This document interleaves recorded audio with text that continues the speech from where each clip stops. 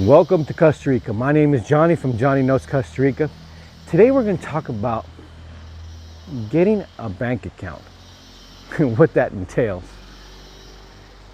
If you're thinking about getting a bank account here in Costa Rica, there's a few things that you need to take into account. How to do it. There's two ways to get it here. One of them is personally, and the other one is through a society or corporation if you have one. I'm going to talk about personally. Every bank or institution here, whether public or private, has certain criteria to have a bank account.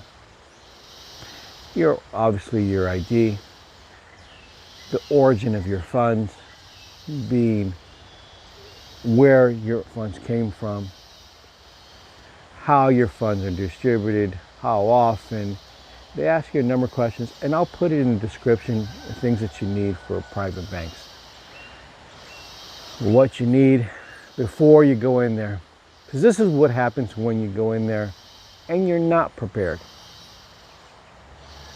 Denied, no bank account. So when you come to Costa Rica, find out exactly with the bank that you're going to solicit that bank account with. Banco Nacional, BAC, Banco Popular,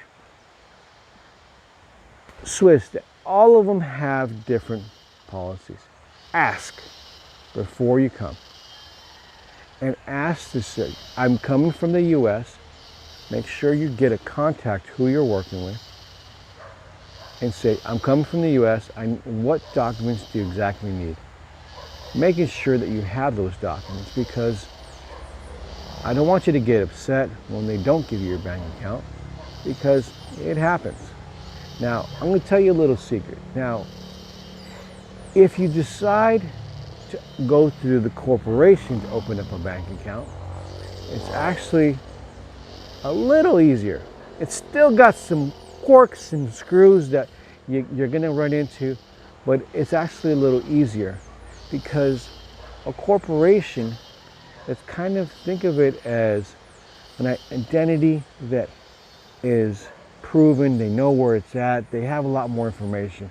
Actually, when you're doing a personal account, they got less information. They kind of got to rely a lot on trusting you. With a corporation, they trust the corporation first. So with a corporation, you're going to have a personería jurídica. This is a document that's usually good, depending on the bank, for 30 days, approximately. That's usually how long it's good for. Now, along with that, you're going to need a document from an accountant.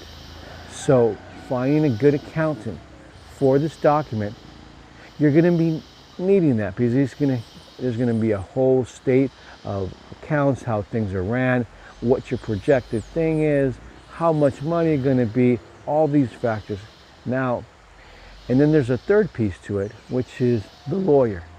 He or she is going to have to certify a few documents. How your corporation was formed, the officers involved, the constitution, your shares that you have involved, and all these documents are separate, so you need to come in prepared.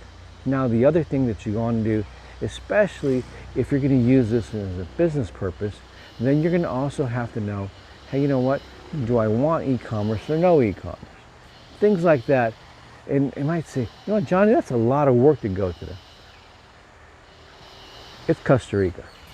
This is something normal here that you can do. Now, is there ways around it? Of course. There's ways around everything, like everything in Costa Rica. There's ways around doing things right. Being helped by people that know what they're doing on opening an account, that have a person in the bank that can help you, or even a bank that is kind enough to say, you know what, this is what the documents are. I know you're coming from the US. This is what I need you to have. If you follow these steps, you'll have a successful banking experience. If you don't follow these steps, sadly, you're going to run into a problem that you may not open up that bank account. My name is Johnny from Johnny Knows Costa Rica. I hope this information was helpful to you. And if you have any questions or comments, please email me. Pura vida.